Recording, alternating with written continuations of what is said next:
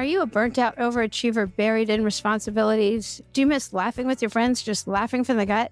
Do you feel like life's passing you by?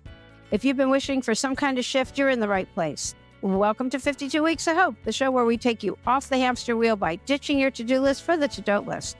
This is where you get to learn how to make that lonely ache vanish, learn self-compassion techniques, and to give yourself grace. I'm Lauren Abrams, and I get to help you feel that magic again since going through my own dark night of the soul, so you can learn from my experience and the mentors and experts I meet along the way. And today we're talking to author, inspirational leader, Jody Wellman. Do you ever feel like your life's on autopilot? You know there's more. You're not doing what you're called here to do. Are you ready to find out your purpose and feel happy again?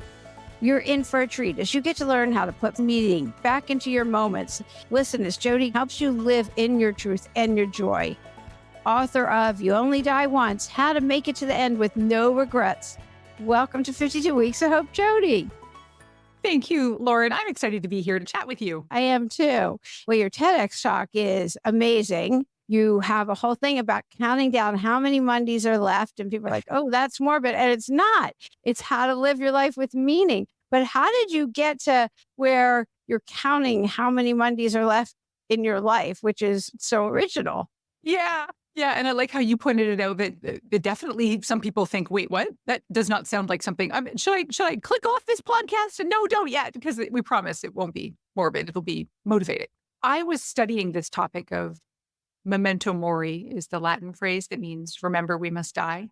And in my pursuit of a master's degree in applied positive psychology, I made my thesis about this idea, about how do we make the most of life, but using the unfortunate reality that life is short as a motivator. And it may seem counterintuitive, right? Because we may think, well, hey, if we're studying positive psychology, it's like the study of abundance, it's the good stuff. And yet, unfortunately, we need those reminders that life is scarce.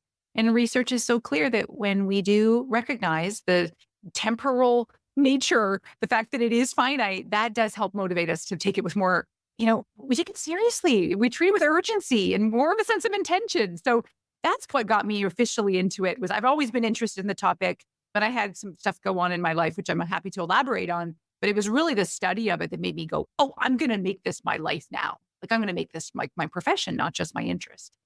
Yeah, you talked about you had eating disorder. So was it hitting bottom from that gave you, or was it other things?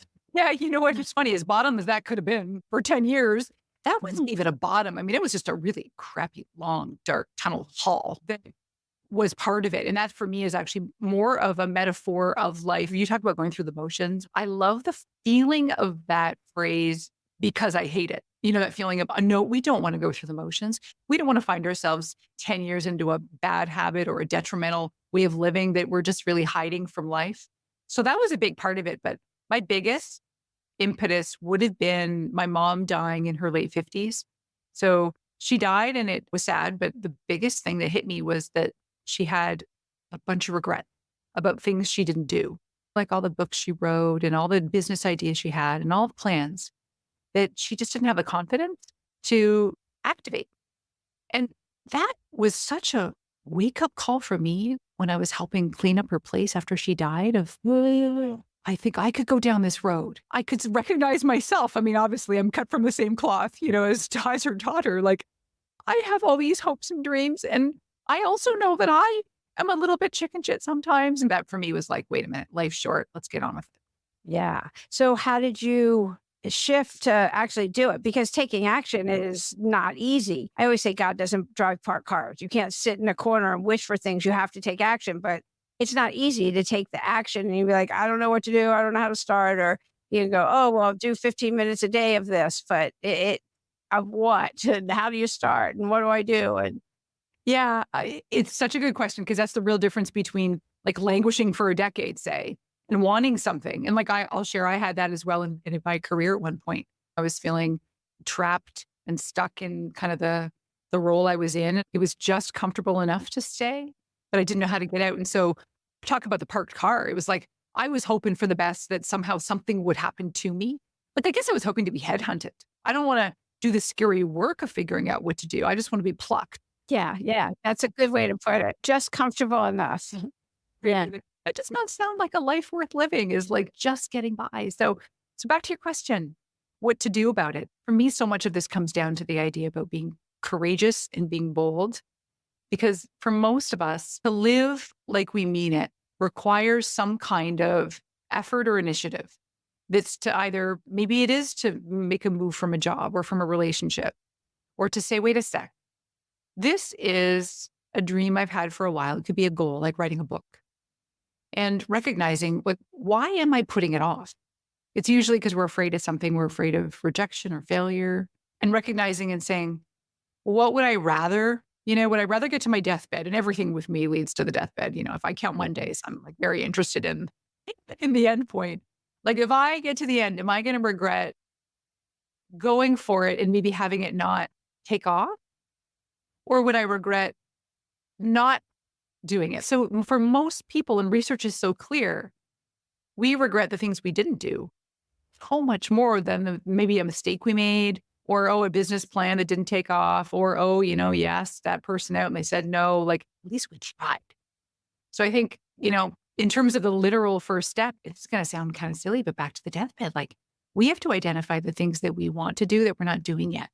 And many of us, we're so busy and we're floating around, flitting around. We haven't even stopped to say, wait, what would be on my list of stuff that I would regret? I believe strongly in accountability partners to help get it done. Unfortunately, we need some accountability to live the lives we've imagined, to quote Henry David Thoreau a little bit. If the first step is identifying what you might regret if you were on your deathbed, and it could be something as frivolous as, I always wanted to go to Milan, or I always wanted to. Well, let's go back to, how did you make the shift? Here you were hoping to be plucked out. How did you take that shift? What was the nudge? Did you get because I'm an employment lawyer, and I know a lot of times the universe will give you a little nudge. It'd be like, oh, it's your time, and you'll get terminated or something like that. And then you get to do what it is you always wanted to do. Totally. Yep. I worked with a career coach. So I finally said, like, I'm just sort of toiling, spinning around. So I figured out what would be examples of things that I might like to do. And then I had to initiate informational interviews. And at the time for me, I shifted into leadership development and executive coaching. And that meant that I had to take a new program for a year to get certified. And that was fine. That was great. I mean, love that. And rebuilding, like building my own business. So getting up the gumption to say, I'm going out on my own to do this. And so I think sometimes you have to take the risk. Like, here's the thing. If I had done the thing where I said, I'm going to part-time, evenings and weekends, stick it in the day, do a little bit of, at the time it was coaching or workshops, there also would have been just enough comfort to not really make a move. But for me, I had to do a cold turkey. Like, I had to say, I am done, I'm transitioning, and I needed the discomfort of, I need to now reduce my income, or I need to feel like I am really contributing, or I need to make a difference. Like, I need to feel like so I needed it to be a little bit of a grand gesture. I don't think that everybody needs or wants that, but it was working with someone to help me see, this is really the thing that I think is going to give me a shot at joy. And I'm going to go for it. And being brave enough to say, well, I'm going to jump into the deep end of the pool, not put my toe in the shallow end. Which is great. And now, did you surround yourself with people who were like, yeah, you can do this? Yeah, I didn't have a lot of naysayers. I don't hang around with them, so I don't have any in my life. So good. Yeah. I've already been ixnayed. I don't know.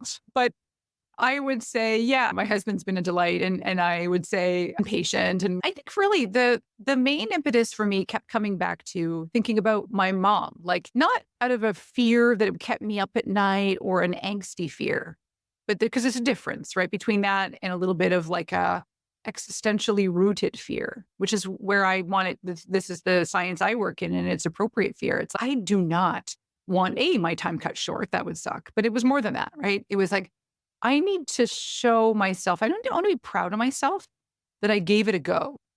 And I want to look back. It was more about demonstrating to myself that I care enough about myself and this precious life I've been granted in order to say, I don't want to languish anymore. I don't want to settle. Settling and tolerating are two of the most disgusting words, And I was doing a lot of it. Yeah. Yeah, so, definitely. So you used a word earlier on intention and being intentional. How important is that with this Mhm. work. Oh, it's so crucial. I'm glad you picked up on it. Smart cookie, right? We get busy doing things. Like a lot of the times we can be super busy, but we're super bored at the same time, right? Like we're toiling and like we're moving around doing all the tasks, or we've filled our days with stuff, or even our evenings, dare I say, like our quote unquote discretionary time when we're not working, if our work is not necessarily our own choice. It's not stuff that fills the proverbial cup up. It's like, it's just stuff. And that's not living with intention. That's back to the zombies now. That's living in autopilot, which is one of the greatest sort of fears that I would love for us all to appropriately hold on. Like, wait a minute, I do not want autopilot, which means I am going with the flow and I'm not stopping and saying, wait a minute, what would make my evening actually feel more alive tonight? Because all we're doing is living like literally one night at a time, one day at a time, one morning at a time. I even boil it down to 20-minute increments because that's just the way life gets lived. It's like the decision of like, what are you going to do for lunch today? Are you going to do what I do, which is answer emails the whole entire time you're scarfing back food? Or are you going to stop and say, I actually think I might like my day more and then therefore my life more if I paused for 20 minutes? Okay, even 10. I'm going to give you an example. A woman I know made a conscious choice. She has a child in preschool and she did the math because she's reading my book right now. And so she's very interested in this, like counting things down. She's like, my son is his last year in preschool. And I know how many weeks he has left in preschool. And so she made it a plan that every one day a week, so for her it's Friday, she's going to take her son out to lunch. And she goes, and it's so easy. And he loves Subway. So she's going to go to Subway with her son. She goes, it's 15 minutes to sit there. And I'm going to say, what'd you learn today? We're going to have our little time. And he's going to have this little sub. And I'm like, wait, does a kid eat a sub like a foot long? Anyway, it doesn't matter. And she's going to bring him back, and then that is going to be an example that is, she's like, it's not a lot of money at all. It's not a lot of time. We're like, just making a decision to like be intentional about spending time. In this case, it's with her kiddo and with herself. For many of us, it's just our own time with ourselves. We're not being intentional and we're missing the chance to live like we mean it. Like at the end of a day or at the end of a week or a month, we could say, wow, I showed up rather than I just floated by. And I love that. I talk often about taking a walk or even just around the block, take a break without a device. There's the trees, the flowers, all of it, the purple everywhere. I mean, it's like incredible. Isn't easy to not take your device. I'm not going to act like it is because maybe you want to listen to a podcast. You want to listen to something, but to not take anything and just breathe and notice your breath and your steps and everything around you is an amazing experience. It is. So you're highlighting like this is a good example for you that you know how to activate something that makes you feel tuned in and alive. And my recommendation for each and every one of us is to always say, right, to make a list of 30 things that are just like that, kind of sweet and simple. And in workshops, sometimes I'll ask people to do it and they start writing out things like, because it could be like, what makes you happy? And it's like, oh, it's when I'm in the mountains skiing. And I'm like, yeah, but that's not really something you can just like activate on a Thursday when you're at home. I mean, you're allowed to have a separate list. Those are important too, like big, grander things. Don't not do those. One other woman said, I just love to sit outside for a quick minute and I put my feet in the pool and I walk on the grass with my bare feet and then I come back in. And another woman in a workshop, this is just fresh workshop, so it's in my mind. She's like, yeah, I hate it outside, but I love inside, trying a new, totally different kind of book. So all she reads are business books because she's just like this businesswoman. And I did this for years. All my bedside table was a book side table. It's full of all of the business books and I love them. But it was like, what about a fiction book? Or what about a murder mystery or a biography? And so she's like, I am reading one chapter a day that is delighting me because it has nothing to do with productivity. And that for her is her joy. Like make your list so that not just when you find time, because let's be honest, like time isn't going to open up for you. Every now and then you get the gift of a canceled meeting or something. And you're like, this is an hour of my life. I'm going to encourage you to make that the most precious time in your day. If it's a gift of unexpected time, but you're going to need to be the one to block it off and say, what will be cool to do before dinner? Do I want to read? Would it be a bath? Would it be like, do I want to stretch? Do I want to call my long lost college roommate? Like, what would be something that you would find to be great to do? And like, those are the ways to intersperse an intentional life. That's one of the easiest, smallest things we can do. I love that tip. 30 sounds like a lot. Do people have trouble coming up with 30? Yeah, initially they do, but then here's what happens. Floodgates open. And this is the cool thing I find in a workshop setting is because someone says, oh, I love opening up all my old photos, photo books or scrapbooks. And then someone goes, oh, I love that too. And then they write that on their list. Yeah. So we Okay. get Okay. Yeah. inspired. Yeah. Yeah. No, that's so good. I love Yeah. that. These are good tips because everybody listening cannot as much take a workshop. They can all read your book, which is full of these kinds of tips, by the way. It's such a fun read and easy and uplifting and funny. And it's almost like chatty. And we have links for everything, Jody, of course, in the show notes and on the website and everywhere. It's just so much, just a plethora of things to like spark your brain in so many different ways. So, okay, other fun tips. Other fun tips. Okay. Thank you, by the way, for saying that, because there is a definite art and science to talking about death and the way that makes you feel like it is that it is fun. So thank you. It's only in our society that it's not normalized. In other societies, it is so normalized. Right. I mean, it's to our advantage. It's fun at it. Another way that I recommend, in addition to, I think we kind of glossed over it a bit, I did, was like, the first step is to count how many Mondays you have left. Like, we can't move on. I don't think, like, for me, that's foundational. It's only when you say, like, I know I have 1,819 Mondays left on average. I hope to beat it, but I'm realistic. You might not see me tomorrow, That is the thing that ends up making us go, oh, like, why am I putting this thing off? Why am I sweating the small stuff? Like, this is the thing that I want to fit into this time, and it helps you prioritize. So number one, I think that that's crucial for all of us. That's key. Now, another thing is, as you would know from reading the book, I look at life in a couple dimensions. So there's the idea about widening our lives and deepening our lives. And I think that we make our lives wider when we add more vitality in. And that's the stuff that's like the pure pleasure, the fun, the experiences, the things we do, the roller coasters, the tasting menus, just the fun times, hobbies, And then the deepening, as might explain, is more about meaning. And that is about adding in and being thoughtful about like your purpose, having good connections and relationships with other people, maybe a sense of spirituality. It's the deeper stuff. And for most people, I think one of the required things is to diagnose the dead zones, I call it. It's designed to be self-reflective. And it's part of the pre-mortem in my book where there are about 898 questions, which is like, let's look at your life. Where is it working for you? Okay, do more of that. And where do you feel flatlined? Because is it in the realm of vitality? Do you feel a little bit like, I need a little fun?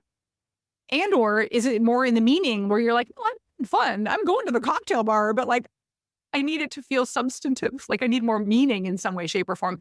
Many of us have an inkling in the different parts of our lives, which I really get nosy about. It's like thinking about the domains of your life. Think about your health. What about your social life? What about your family interaction? What about your recreation and fun time? What about your career? What about your finances? Personal growth? Have you learned a lot lately, especially if that matters to you? Some people don't care. Your physical environment. Some of us just really are like, I just need to know my home is my sanctuary. Of all the parts and pieces of life, there's usually one that'll bubble. Like maybe there's like 7 of those bubble up, and that's fine. Just pick one first. But identify, like, is there an area that you might want to infuse a little more life? And all we can do is just do one thing at a time. Like we want to do it as all or nothing. And I'm that way. Yeah. But you can't I was taught like Mach 5 or fit, like no. Yeah, that's a t-shirt. We got to make that. My whole adage is like one small thing. Like if you do one small thing today in service of living lively, or so say maybe out of that little list I just riddled off, maybe you're like, yeah, the health thing. I really want to get active again because my body feels like it's like dying on the vine over here. Yeah, I'm a slug. I need to get out. That might be an example where it's okay. What could you do what did you used to do when you were feeling more energetic? So number one is don't reinvent the wheel unless you're motivated to already. But like if you're stuck and you go, I don't know how to do, well, wait a minute. Back when I was doing, I'm going to make this up, like playing tennis, I felt so fun. And it was like, I felt active and I looked like the skirt I wore, like, then go do that again. But if you don't have an old thing or you want to try something new, we just have to commit and do one thing today. And what that usually looks like is going online and registering for something. I do this in a lot of workshops, and often at the break, people will go and do something and they'll come back and be like, I registered for a golf lesson next Saturday. I'm so excited and nervous. And like, everyone's excited or maybe it's not active for them. Maybe it's that I registered for a pottery class and I'm so nervous and excited, and like making one small move, making a gesture to show yourself that you give a shit. And then I think that it's more than giving one shit. I always say you have to give two shits, because giving a shit is about stopping and thinking about what your best life might look like. Like that takes time and effort to fathom. But then two shits is now I'm going to register and go, like now I'm going to actually take one step into it and see what it feels like to, again, feel more alive. Because I got to stress it. Like we're all just fabulous ticking time bombs. And I would hate the idea that one of us gets to the end and says, I really wanted to do this thing and I didn't. Or that I get to the end and I feel like I didn't participate enough. Like I wished I had gotten up off the couch more. That's usually I'm magnetically attracted to my couch. Well, there's the 5 regrets of the dying that you didn't allow yourself to be happier is one of them. Yeah, that was the palliative care nurse. Yeah. I think it was. Wishing you lived a life true to yourself instead of what somebody else wanted you to do. I just read this again. Wishing you didn't work so hard. Yeah, hello. So all you overachieving, burnt out people listening, and wishing that you stayed in touch with your friends is also one of them. So I love the fact that you said my old college roommate who'd love to hear. Yeah. Right. Yeah. I think the social part is an interesting one. Like many people have found that the good old fashioned plague, derailed us from not only doing things that got us up and out and at 'em, but of course the social side. And I'm noticing there's a big hangover that's happened because of it, where we adapt super fast in life, and that is a good thing and that is a bad thing. So we end up just getting into this sort of smaller, narrower life. And it becomes a bit of like, now we're in a routine, which again, warning signs for autopilot. We just kind of do the same thing and it isn't as wide. Well, we don't go out as much anymore. And, it's fine if you don't want to. But if there's a part of you that's feeling a little bit suspicious of yourself, and I encourage us to interrogate ourselves often and say, like, not in an obsessive way, like, could I be loving my life more? Because then you're going to get into a tailspin. Yeah. Yeah. What about like when we know our lives will whisper at first, like, I think I want more. And then it might start to poke from the inside out. And then it might start to jab you. And then it might show up in a lot of dysfunctional ways, eating disorders, for one example. But all the ways that we're like, I want more and I'm scared, maybe let's acknowledge it, that it does take courage sometimes. So I threw in a silly example a second ago about pottery class. Do you know the number of people that I've worked with in groups, or even when I used to work individually with people, that really want to do a thing, but they don't want to register because they're afraid of looking like an idiot? Like everyone is going to look like an idiot. I mean, anybody who starts anything that's an intro class is going to look like an idiot. But also, I keep thinking when you were talking, I'm like, we're pack animals. We are not meant to isolate, and all the isolation problems. And yet I work from home. I talk about this a lot. Who knew you could practice law from home? I podcast from home. Like everything is from home. And when people want to get together, I want to hike. I want to do something that's active because I sit all day. And I can get very comfortable by myself, but it's when we're amongst a bunch of people, you just did a group thing with a bunch of people. And then when you're in that environment, whenever I do these, we're hugging each other, we're around each other. You're like, oh yeah, I love this. And you have to be in it. And you're like, I need this. This fills me up. But then when you're not around it, you're like, oh no, I'm comfortable like this. And you forget. You do. Back to that idea about adaptation. We find ourselves, and unless we are, again, unless you're working with a coach or you're just super in tune, most of us are not self-aware enough to check in regularly enough to go, wait, I call it like literally like taking your pulse. And of course I need the metaphor because like sometimes there is no pulse, but that's usually a little bit too late. But usually it's like, wait, like most of us unfortunately let it go a little too far before we kind of course correct. And I just think, let's not waste that precious time doing that. Let's be proactive and say, like, my balance and my need for social needs are this. And I think that's part of the diagnosis, because some people are more extroverted than others are introverted. Some people want more adventure than others. Some people want more learning than others. Some people, again, want the quieter life and that fills them with joy. If it's really like, I love tending to my garden, said one woman, and I want to read and I want to cook and make special chicken stews. And like for her, she loves doing that for her family and that's her joy. When to another person in the workshop, they're like, oh my God, blow my head off. Like, that's not the life I want. I'm like, great, go, just tell us about your life. They're like, I want to be planning a around the world trip and I want to be like trying the new caviar at the newest. I'm like, great, you do you. No matter what though, but just do the thing rather than finding ourselves off the path and then waking up and going, whoa, like, how did I let things go? we do let it go. Right. So what do you tell somebody who is not doing what it is they know they're called here to do, and they're afraid to take that leap? Yeah. First step is, of course, asking questions. That's the old coach in me that can't not do that. It's getting curious. And I think really let's start with what's called appreciative inquiry. I don't know if you have heard of that before. It's based on the premise that we live in a world that our questions create. So if all we're asking ourselves are like, what's wrong or what's the problem? What can I fix? It's noble. I mean, don't not fix problems, but we're going to kind of be living a life that's like in a bit of a downer energy about problems versus like, what's possible? What's when that was working well, what was happening? What lit you up then? What do you have to gain from this if you did take this risk moving forward? Let's rig our own happiness. You know what I'm saying? Like, give us a fighting chance to love this and be like, what could we gain? Let's get excited by that. And now I'm going to be the first to admit all the research I've done, and it's just abundantly clear that that is not enough. So as much as I say, like, let's use appreciative inquiry, let's talk about what's good, let's try and let that be helium. Unfortunately, as humans, we do need a dash of pain in order to take action. And like you said, sometimes the universe gets you fired from your job, and that's the thing that helps you to figure out. Sometimes the universe slaps you with depression for a while, and that's the thing that helps you to move on. Back in my language, it's let's count how much time you have left. Let's count how many big vacations you have left, how many summers, how many more visits to your parents.